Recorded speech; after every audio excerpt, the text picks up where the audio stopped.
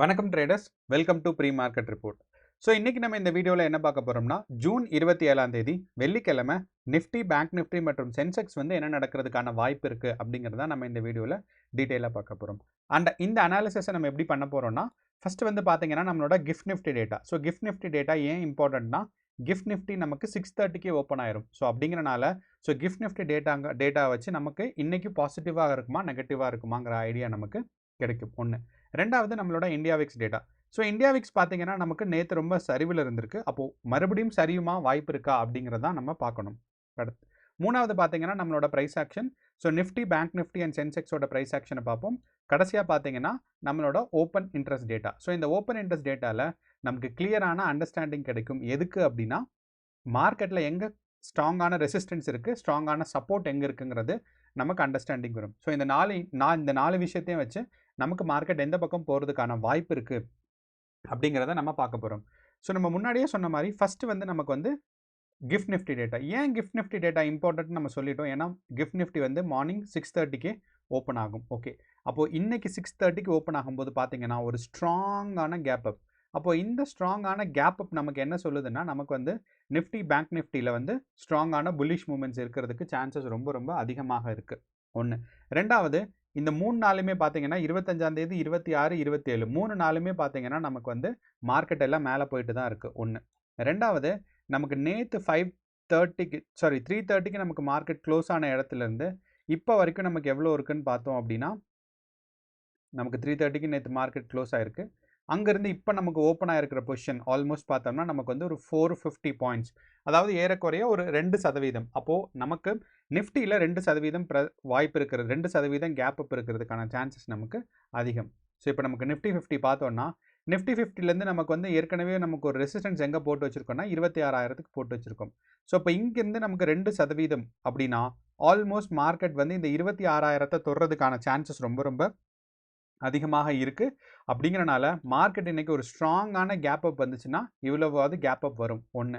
ரெண்டாவது, அப்படி இல்லை மைல்டான கேப் அப் தான் இருக்குது அப்படின்னா, நமக்கு வந்து மார்னிங் பார்க்கும்போது நமக்கு கேப் அப் எவ்வளோ இருக்குது அப்படின்னா, ஆல்மோஸ்ட் நமக்கு மினிமம் ஒரு 160 பாயிண்ட்ஸாவது கேப் அப் இருக்குது. ஸோ இது ஒரு காரணங்கிறனால நமக்கு மினிமம் வந்து நிஃப்டி 50 ஒரு 26,000 வரைக்கும் போகும். அப்படி இல்லை அப்படின்னா நமக்கு வந்து ஒரு 0.6% அப்படின்னா ஆல்மோஸ்ட் லைக் 25,700.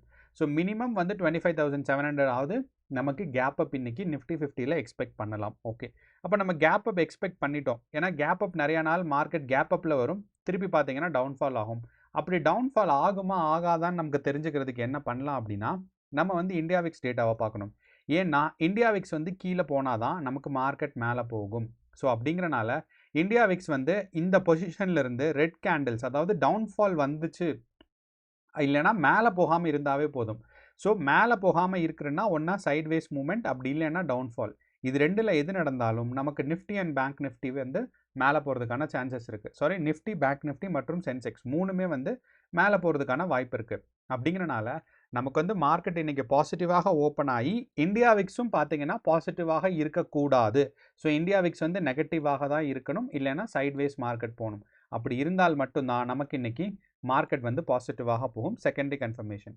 ஓகே, அப்படி நமக்கு நிஃப்டி பாசிட்டிவாக போச்சுன்னா எது வரைக்கும் போகும்னு நம்ம எக்ஸ்பெக்ட் பண்ணலாம் அப்படின்னா 26,000 வரைக்கும் போகிறதுக்கான வாய்ப்பு இருக்குது. அப்படி 26,000ல் தான் மார்க்கெட் பாசிட்டிவாகவே ஓப்பன் ஆச்சு அப்படின்னா 26,200 வரைக்கும் போகிறதுக்கான சான்சஸ் இருக்குது. அப்படிங்கிறனால இன்றைக்கி கால் ஆப்ஷன் நம்ம தைரியமாக ஹோல்ட் பண்ணலாம் அப்படிங்கிறது தான் நமக்கு ஒரு இண்டிகேஷன். ஒன்று. ஸோ அப்போ இதே மாதிரி நிஃப்டி 50ல் நமக்கு தெரியும் 26,000 வரைக்கும் போகலாம், அப்படி இல்லைன்னா 26,200 வரைக்கும் போகிறதுக்கான சான்சஸ் இருக்குன்னு. ஸோ அப்போ நமக்கு சென்செக்ஸ் பார்க்கும்போது அதே மாதிரி பார்த்தீங்கன்னா 26,000, அதாவது 84,000 தாண்டி மார்க்கெட் ஓப்பன் ஆச்சுன்னா கண்டிப்பாக 85,800 வரைக்கும் போகும். இது வந்து நமக்கு சென்செக்ஸில் பாசிட்டிவாக இருக்கும். நெகட்டிவில் டவுன் சைட் வந்துச்சுன்னா 82,500 வரைக்கும் வரும். ஆனால் இன்றைக்கி வந்து சென்செக்ஸ் பாசிட்டிவாக இருக்கிறதுக்கு தான் சான்சஸ் இருக்குது. அப்படிங்கிறனால 85,500 வரைக்கும் போகலாம். ஆனால் சென்செக்ஸோட ஓப்பன் இன்ட்ரெஸ்ட் டேட்டா நமக்கு பார்த்தோன்னா சென்செக்ஸ் என்ன சொல்லுதுன்னா 84,000 தான் போகும் அப்படின்னு சொல்லுது. ஆனால் நமக்கு ஸ்டார்டிங் எங்கே இருக்குன்னா 85,000 வரைக்கும் இருக்குது. ஸோ அப்படிங்கிறனால மினிமம் வந்து நமக்கு ஒரு 85,000 வரைக்கும் போகிறதுக்கான சான்சஸ் நமக்கு இருக்குது. அண்ட் இந்த ட்ரெண்ட் ரொம்ப ஸ்ட்ராங்காக இருந்துச்சுன்னா 85,800 வரைக்கும் போகும். அப்படின்னா நீங்கள் சென்செக்ஸில் ட்ரேட் பண்ணுறது எங்களா இருந்தால் 85,000 வரைக்கும் வாங்கலாம் தைரியமாக. ஸோ 85,000 வரைக்கும் கால் ஆப்ஷன் வாங்குறதுக்கான சான்சஸ் நமக்கு ரொம்ப ஸ்ட்ராங்காக இருக்குது. நான் இந்த இடத்துல கால் ஆப்ஷனுக்கு 85,000 போடுறேன். ஸோ இப்போ நமக்கு சென்செக்ஸை பொறுத்தளவு 85,000 வரைக்கும் கால் ஆப்ஷன் வாங்கலாம். இதே இது நமக்கு வந்து நிஃப்டி 50 வந்தோம் அப்படின்னு பார்த்தீங்கன்னா கால் ஆப்ஷன் நமக்கு எது வரைக்கும் வாங்கலாம் அப்படின்னா நம்ம நிஃப்டி 50யோட ஓப்பன் இன்ட்ரெஸ்ட் டேட்டா பார்க்கும்போது நமக்கு கால் ஆப்ஷன் வந்து மினிமம் அட்லீஸ்ட் நமக்கு வந்து 26,000 வரைக்குமாவது வாங்கலாம்னு சொல்லிருக்கு. அதே மாதிரி நீங்கள் நிஃப்டி 50யில் பார்த்தீங்கன்னா டவுன்ஃபால் ஏன் குறைவுன்னா நமக்கு பார்த்தீங்கன்னா ஒரு ப்ரைஸ்லையும் ஸ்ட்ராங்கான புட் ஆப்ஷன்ஸ் இருக்குது. ஸோ இப்போ புட் ஆப்ஷன் க்ரோ ஆயிருக்கு ஒன்று. ரெண்டாவது பார்த்தீங்கன்னா நமக்கு ஸ்ட்ராங்கான இந்த புட் ஆப்ஷன்ஸ் இருக்கனால மல்டிபிள் ப்ரைஸ் லெவல்ஸில் மார்க்கெட் வந்து தடுத்து நிறுத்தும். அப்படின்னா மல்டிபிள் சப்போர்ட் ரேஞ்ச் இருக்குது.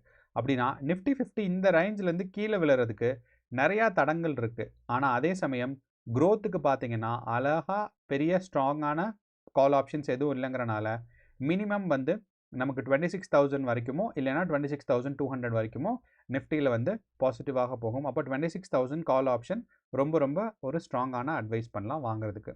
ஓகே, அடுத்து பார்த்தீங்கன்னா நமக்கு வந்து பேங்க் நிஃப்டி இருக்குது. இப்போ பேங்க் நிஃப்டியில் ஏற்கனவே பேங்க் நிஃப்டி வந்து ஆல் டைம் ஹை இருக்குது. எவ்வளோன்னா 57,000 இருக்குது. இப்போ பேங்க் நிஃப்டி கண்டிப்பாக இன்றைக்கும் ஒரு நியூ ஆல் டைம் ஹை எனக்கு தெரிஞ்சு ஒரு 58,000 வரைக்கும் கூட ரீச் ஆகிறதுக்கான சான்சஸ் நமக்கு இருக்குது.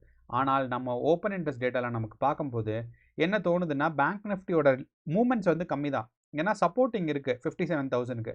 ஆனால் இங்கே கால் ஆப்ஷன் நமக்கு ஃபுல் ரேஞ்ச் வச்சா கூட மார்க்கெட் எவ்வளோ வரைக்கும் போகிறதுக்கான சான்சஸ் இருக்குன்னா கால் ஆப்ஷன்ஸ் பயங்கரமாக இல்லை, ஆனால் சப்போர்ட் அதிகமாக இருக்குது. பட் ஆனால் நம்மளோட price action and GIFT Nifty data என்ன சொல்லுதுன்னா மார்க்கெட் மேலே போகும்னு. ஸோ அந்த ஒரு காரணத்தினால நம்ம இன்றைக்கி பேங்க் நிஃப்டி குறைஞ்சபட்சம் ஒரு 57,800 வரைக்குமாவது எதிர்பார்க்கலாம் ஒன்று. ஸோ அப்படிங்கிறனால நம்ம வந்து பேங்க் நிஃப்டியும் பாசிட்டிவாக இருக்கும். நிஃப்டி, பேங்க் நிஃப்டி மற்றும் சென்செக்ஸ் எல்லாம் பாசிட்டிவாக தான் இருக்கும். ஆனால் இந்த பாசிட்டிவான ஒரு ப்ரைஸ் ஆக்ஷன் ப்ளஸ் நமக்கு கிஃப்ட் நிஃப்டியும் பாசிட்டிவாக இருக்குது. ஆனால் நீங்கள் ரெண்டு விஷயம் கவனத்தில் வச்சுக்கணும்.